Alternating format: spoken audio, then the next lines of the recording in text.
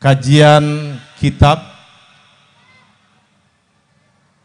yang insya Allah pada malam hari ini akan disampaikan oleh Al-Mukarramul Mukhtaram Kiai Haji Bustamiluddin SAG MM. Kepada beliau dipersilakan dengan segala hormat.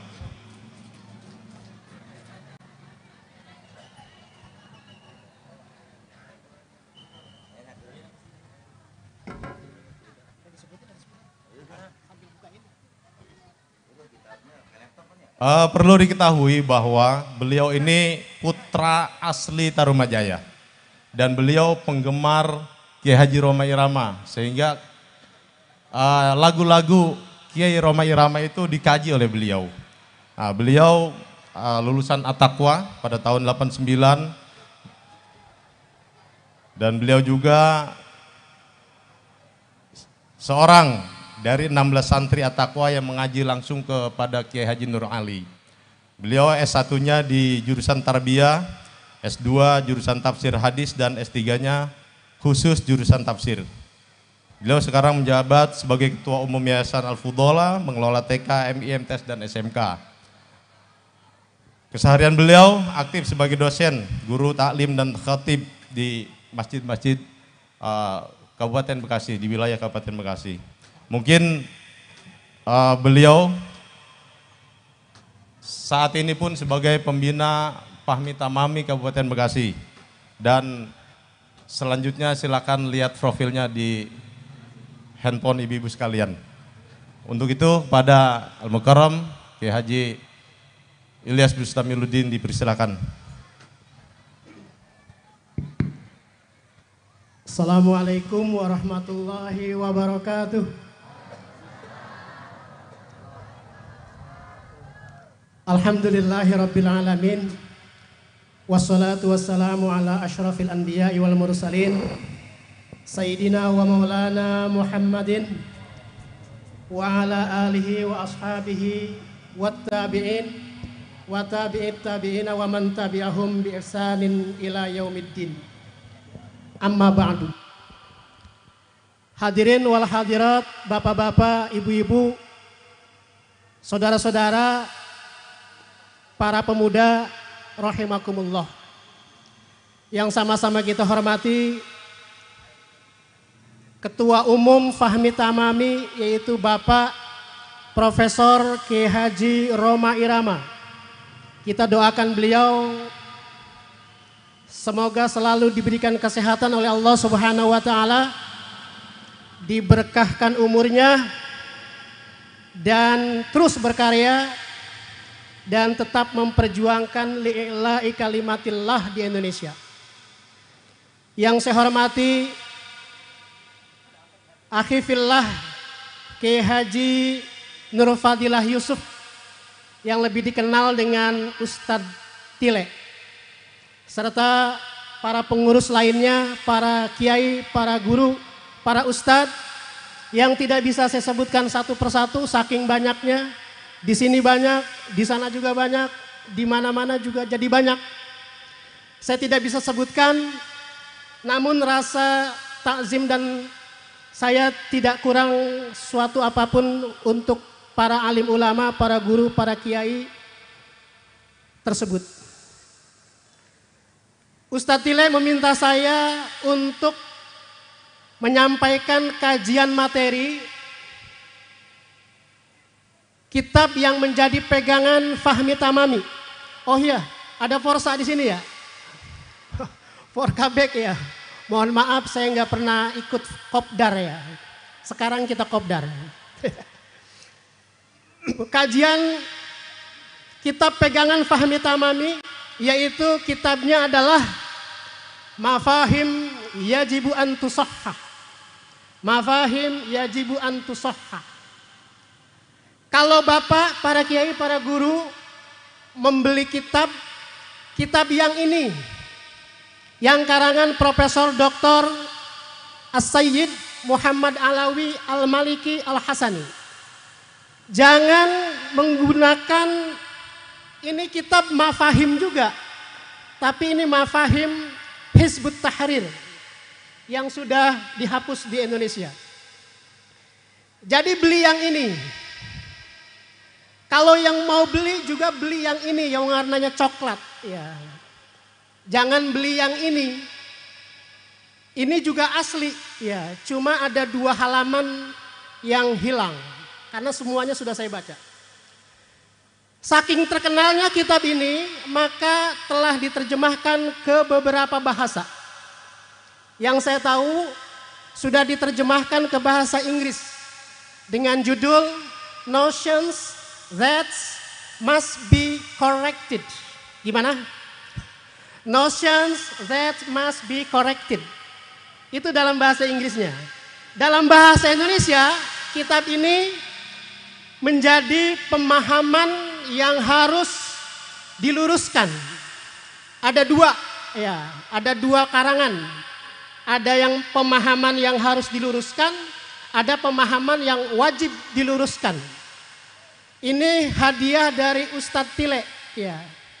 Tetapi Ustadz mohon maaf, ketika antum ngasih kitab ini ke rumah saya sedang ada di Jogja 5 hari, ya. Emang saya kalau kemana-mana itu nggak pernah bawa rumah. Baik. Ya, saya juga bisa ngelucu ya. Kitab ini Pak dikarang bukan orang sembarangan. Kitab ini sejak kecil penulisnya sholatnya di Masjidil Haram. Karena rumahnya berdekatan dengan Masjidil Haram. Kemudian penulis kitab ini saking cerdasnya umur 26 tahun sudah mendapat gelar profesor di 2 universitas terkenal di Mekah. Yang pertama Universitas Ummul Qura. Yang kedua Universitas King Abdul Aziz. Umur 26 tahun. Dan ini merupakan salah satu dari 30 kitab yang beliau karang. Ini salah satunya. Jadi masih ada 29 lagi karya beliau yang sangat hebat. Kitab ini menjelaskan tentang, kitab ini muncul Bapak Ibu karena ada paham yang tadi sudah disinggung oleh Ustadz Tile, bahwa ada satu kelompok namanya Wahabi yang dibentuk oleh Syekh Muhammad bin Abdul Wahhab.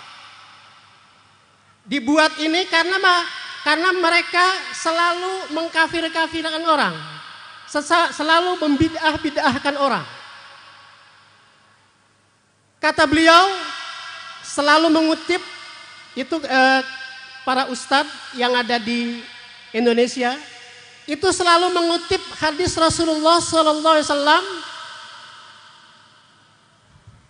Inna asdaqal hadis kitabullah wa khairul hadyi hadyi Muhammadin sallallahu alaihi wasallam wa syarrul umur muhdatsatuha wa kullu muhdatsatin bid'ah wa kullu bid'atin dolalah.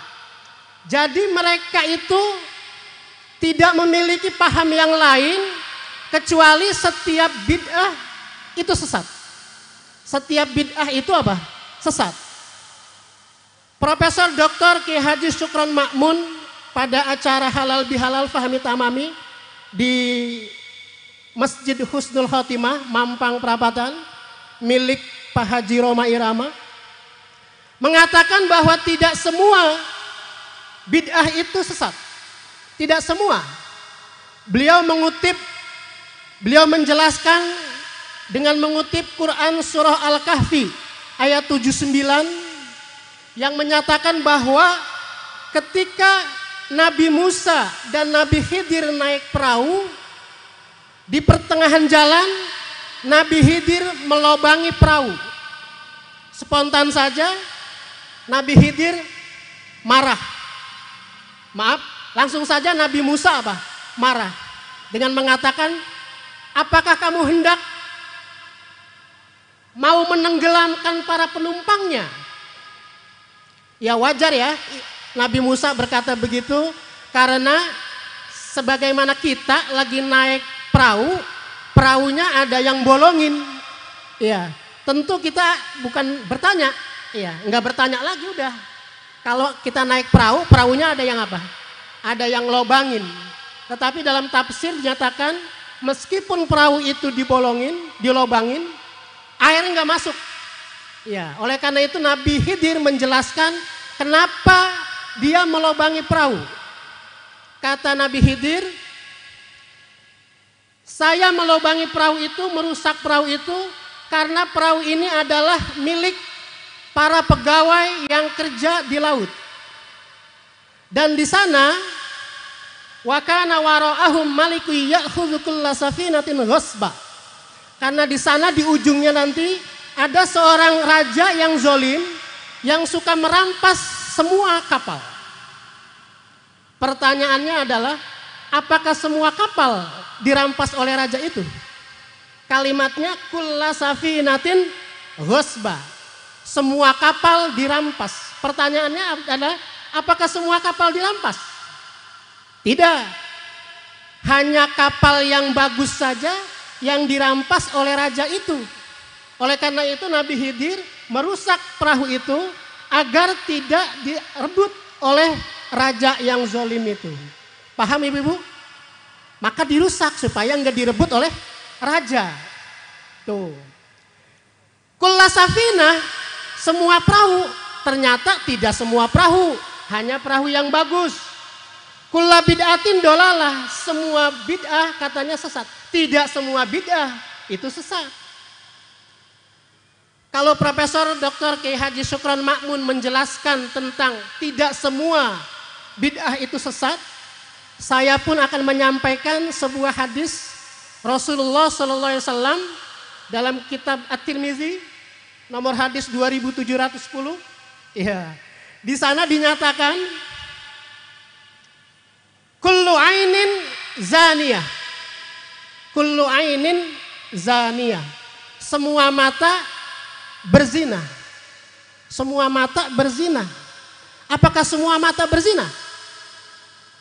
Ustadz Samsuri mungkin lihat perempuan matanya berzina.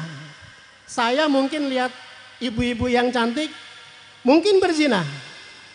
Tapi apakah matanya Ustadz Musaddad juga berzina?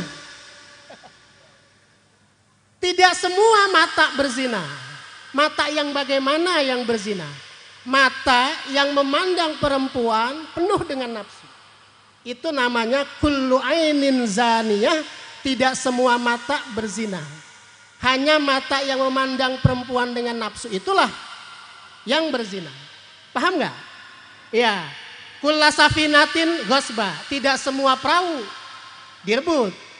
Kulla bid'atin dolalah. Tidak semua bid'ah sesat.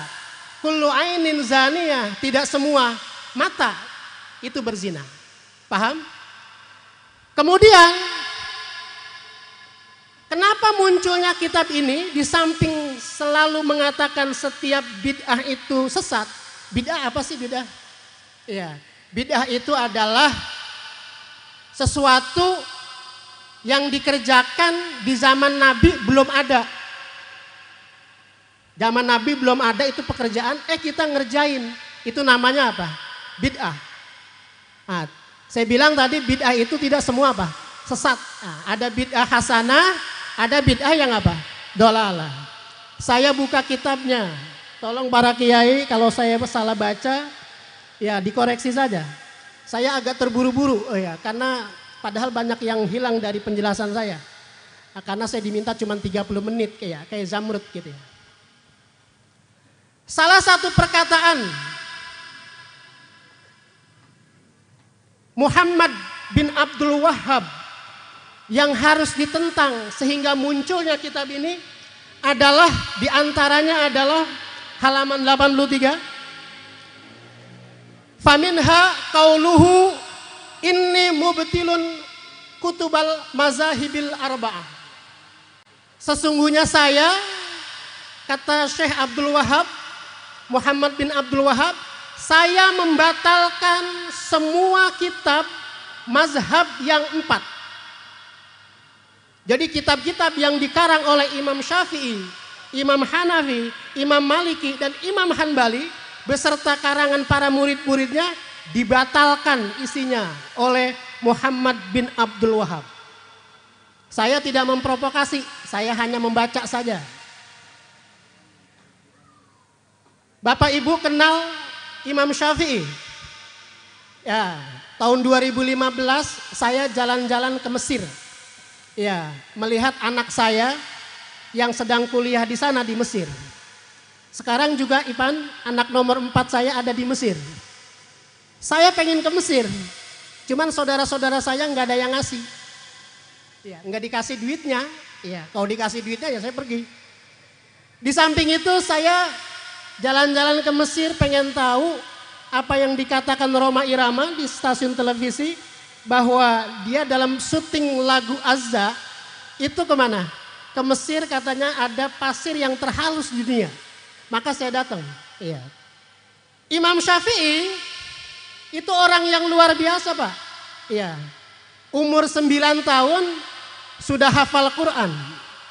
Umur 13 tahun sudah mampu menghafal kitab Al-Muwatta karangan Imam Malik. Umur 16 tahun sudah jadi mufti. Umur 16 tahun sudah jadi mufti. Sudah berfatwa. Anak kita umur 16 tahun ngapain? Ya. Imam Syafi'i 16 tahun udah jadi ulama besar. Di Mekah mengajarnya. Tetapi sehebat-hebatnya Imam Syafi'i nggak ada apa-apanya menurut Muhammad bin Abdul Wahab. Masjidnya Imam Syafi'i itu masjidnya unik. Tidak seperti masjid yang ada di Indonesia. Kalau kita masjid itu kubahnya pakai apa? Pakai bulan bintang biasanya. Tapi masjidnya Imam Syafi'i itu di atasnya perahu. Ada perahu. Saya tanya sama jamaah yang sedang ngaji di Masjid Imam Syafi'i dengan bahasa Arab yang saya belepotan. Ya. Kenapa itu masjid ada perahunya? Dia bilang, kata jamaah itu, karena Imam Syafi'i berlayar dari satu negara ke negara yang lain untuk mencari ilmu kepada para ulama.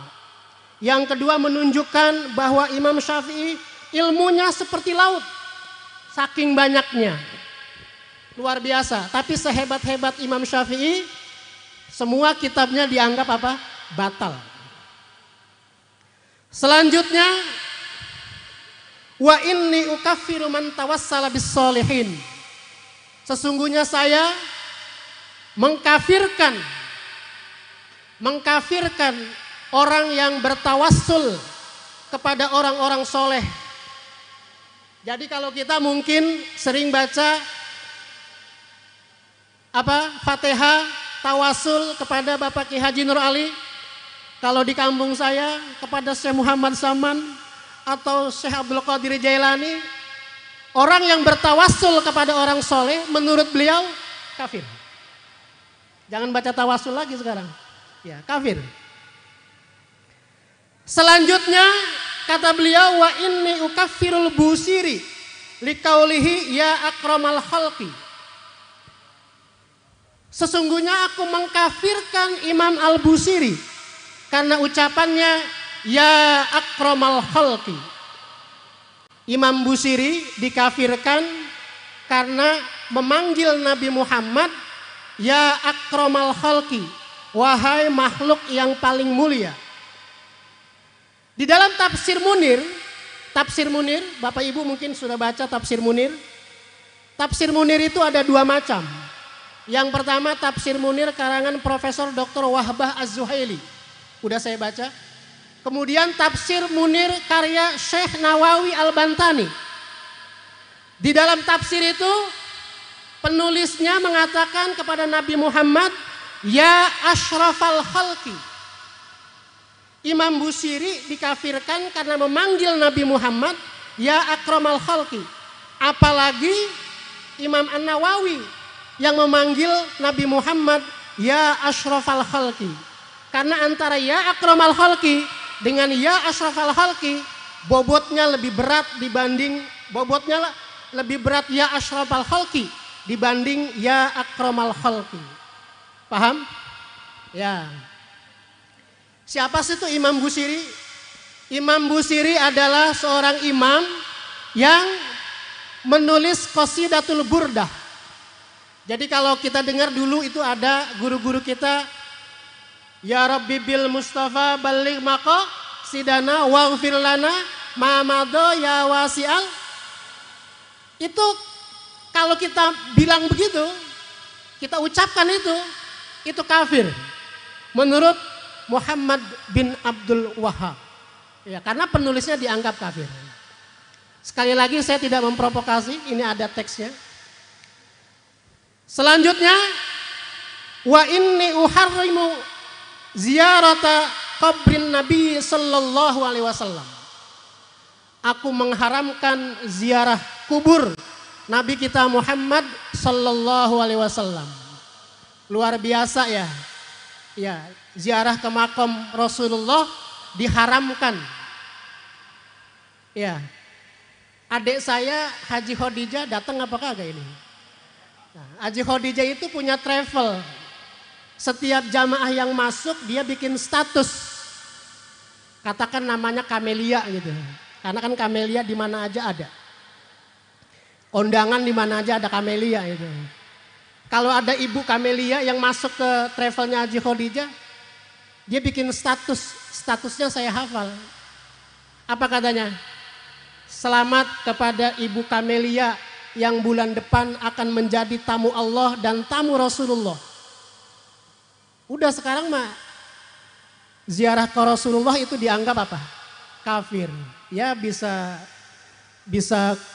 selesai itu, nggak bisa lagi karena tidak boleh ziarah ke makam Rasulullah Shallallahu Alaihi Wasallam. Selanjutnya terakhir ini, ya saya tahu pengen banget sudah lihat Haji Umairama ya. Wa inni unkiru qabra al-walidaini wa ghairihima. Dan aku mengingkari orang yang ziarah kubur kedua orang tuanya dan selainnya. Jadi ziarah kubur ke orang tua itu dilarang sama siapa nih? Muhammad bin Abdul Wahhab. Ayah saya wafat tahun 1993. Sejak tahun 93 sampai 2024 ini, saya selalu ziarah pada pagi hari di hari Jumat. Kalau nggak sempat hari Jumat, sorenya.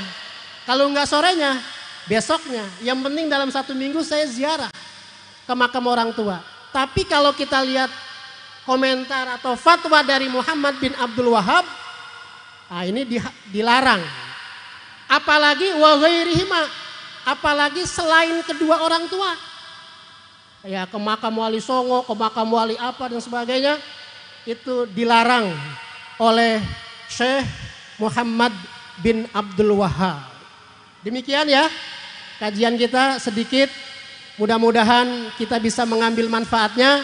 Untuk selanjutnya apa dalil-dalil Profesor Dr. Muhammad Alawi Al-Maliki untuk membantah semua ucapan yang tadi yang mengatakan ya akramal khalqi haram kafir, yang mengatakan ziarah ke makam Rasulullah itu haram, nanti dibantah di dalam kitab ini pada kesempatan lainnya, karena pengajian ini tiap bulan muter, ya.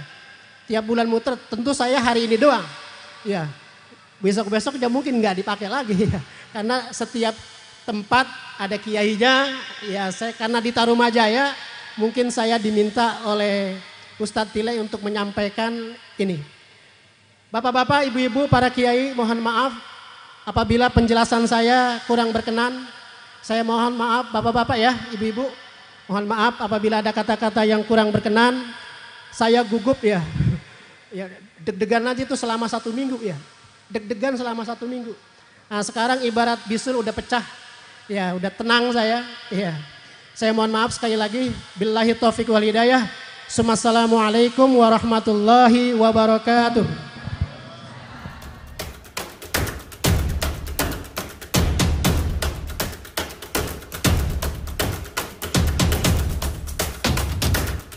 Fahmi tamami ukhuwah Islamiyah.